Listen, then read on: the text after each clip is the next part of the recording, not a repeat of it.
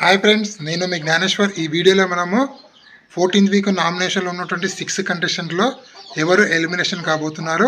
So ఈ వారం double elimination ఉండబోతుంది. ఆ డబుల్ ఎలిమినేషన్లో ఎవరెవరు ఎలిమినేషన్ కాబోతున్నారు అనేది ఈ వీడియోలో క్లియర్ కట్గా మాట్లాడుకుందాము.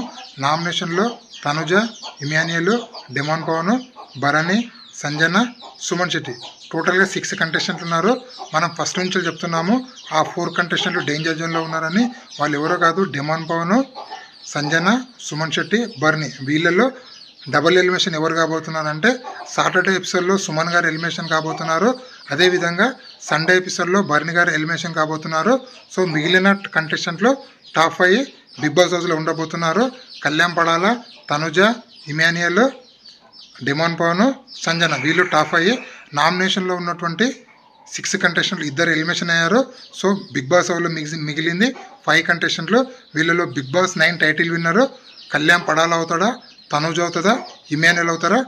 వీళ్ళలో ఎవరికి ఓటేస్తున్నారు, ఎవరికి సపోర్ట్ చేస్తున్నారు, ఎవరికి గెలుస్తారు అనేది ఈ వీడియోకి ఒక లైక్ చేసి కింద కామెంట్ అయితే పెట్టండి. నేను మీ జ్ఞానేశ్వర్. జై హింద్.